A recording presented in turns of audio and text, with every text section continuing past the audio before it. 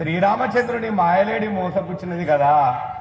అయినా కానీ ఆయన వైకుంఠవాసుడు, శ్రీమన్నారాయణుడు, అవతార పురుషుడు. అతనికి ఎలాంటి భయం లేదు తల్లి. మీరు ఎందుకు చింతిస్తున్నారు? లక్ష్మణ అలా పలుకుతుందివా? రాక్షస బలి చేతరాము గలిగెను రామ, రాక్షస బలి చేతరాము గలిగెను రామ, రాక్షస బలి చేతరాము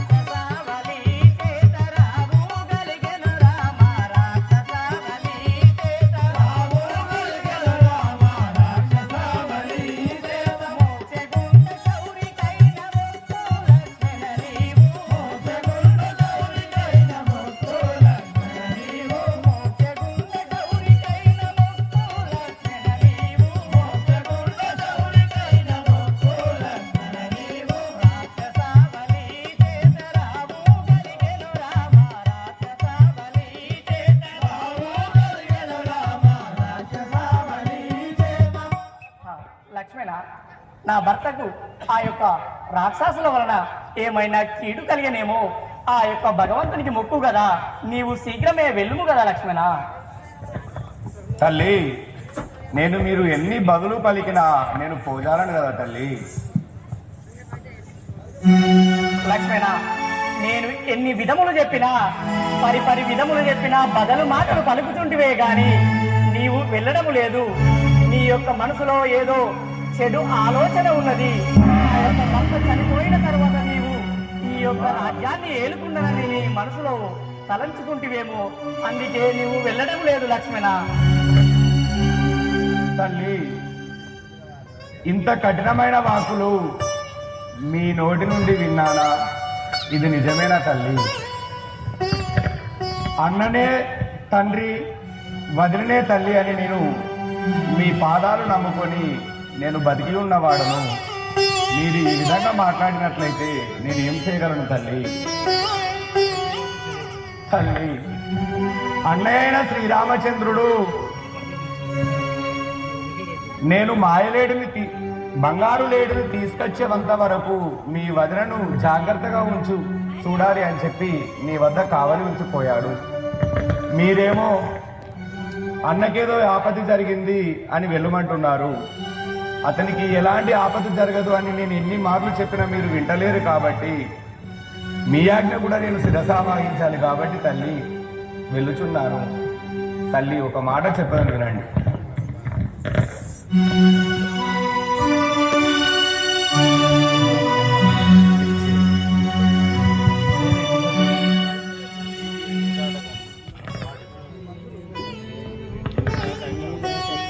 తల్లి, ఇటు మీరి రాకమ్మ ఈ గిరిని దాటకమ్మ,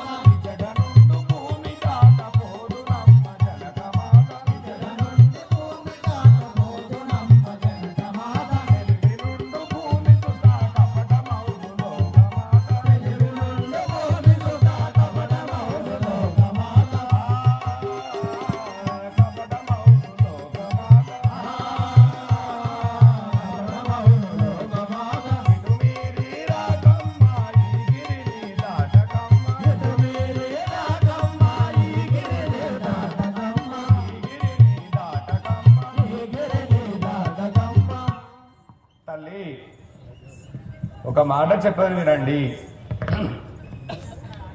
ధనుజులు మోసకారులు,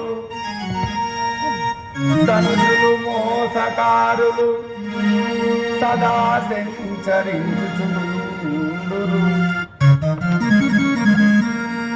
తుచ్చమౌ పనులను నర్చుచుందురిట.